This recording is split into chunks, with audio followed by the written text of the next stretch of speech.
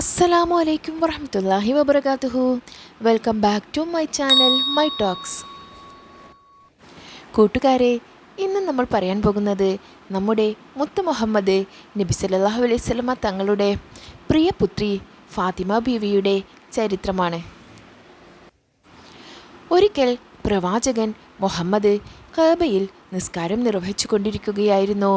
ഇതിനിടെ അംർ ബിൻ ഹിഷാമും കൂട്ടാളികളും ഒട്ടകത്തിൻ്റെ ചീഞ്ഞളിഞ്ഞ കുടൽമാല കൊണ്ടുവന്ന് സുജൂദിലായിരുന്ന പ്രവാചകൻ്റെ ശരീരത്തിലേക്കിട്ടു. ഈ വാർത്ത അറിഞ്ഞ ഫാത്തിമ ഓടി വന്ന് കുടൽമാല എടുത്തു മാറ്റുകയും അവരോട് ദേഷ്യപ്പെടുകയും ചെയ്തു. തൻ്റെ ഭർത്താവ് അലിയുമായി വളരെ എളിയ ജീവിതമായിരുന്നു ഫാത്തിമ ബീവി നയിച്ചിരുന്നത്. മുഹമ്മദ് നബിയുടെ വീടിൻ്റെ അതിവിദൂരത്തല്ലാത്ത രീതിയിൽ അലി ഒരു ചെറിയ വീട് നിർമ്മിച്ചിരുന്നു. എങ്കിലും ഫാത്തിമയ്ക്ക് തൻ്റെ പിതാവിൻ്റെ സാമീപ്യം ഇടയ്ക്കിടെ ലഭിക്കാൻ ആഗ്രഹിക്കുന്നുണ്ടെന്ന് മനസ്സിലാക്കിയ മദീനയിലെ ഹരിത ബിൻ അൽ നുഅ്മാൻ തൻ്റെ വീട് അലിക്ക് ദാനമായി നൽകി. വിവാഹശേഷമുള്ള കുറേ വർഷങ്ങളിൽ ഫാത്തിമ തന്നെ എല്ലാവിധ വീട്ടുജോലികളും ചെയ്തു. വെള്ളപ്പാത്രം ചുമന്ന് ഫാത്തിമയുടെ തോളുകൾ നീരുവന്നും ധാന്യങ്ങൾ പൊടിച്ച് കൈകളും നീരുവന്ന് വീർത്തിരുന്നു. വീട്ടുജോലികളായി മാവ് തയ്യാറാക്കലും റൊട്ടി ഉണ്ടാക്കലും വീടും പരിസരവും വൃത്തിയാക്കലുമെല്ലാം ഫാത്തിമ ചെയ്തു. അതേസമയം അലി പുറത്തെ ജോലികൾ ചെയ്തു. കത്തിക്കാനുള്ള മരക്കഷ്ണങ്ങൾ ശേഖരിക്കലും ഭക്ഷണം കൊണ്ടുവരലുമെല്ലാം അലി ചെയ്തു. കിണറ്റിൽ നിന്ന് വയൽ ശേഖരങ്ങളിലേക്ക് വെള്ളം ഒഴുക്കിക്കൊണ്ടുപോകുന്ന ജോലിയും അലി ചെയ്തിരുന്നു.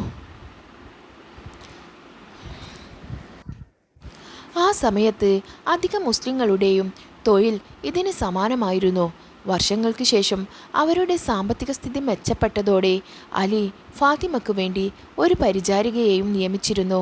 പരിചാരികയായിരുന്നെങ്കിലും ഒരു കുടുംബാംഗത്തെ പോലെയാണ് അവരെയും പരിഗണിച്ചത്. പരിചാരികയോടൊപ്പം അവരും ജോലിയെല്ലാം ചെയ്യാൻ സഹായിച്ചിരുന്നു. ഫാത്തിമ ജീവിച്ചിരിക്കുന്ന കാലത്ത് അലി മറ്റൊരു വിവാഹം കഴിക്കുകയുണ്ടായിരുന്നില്ല.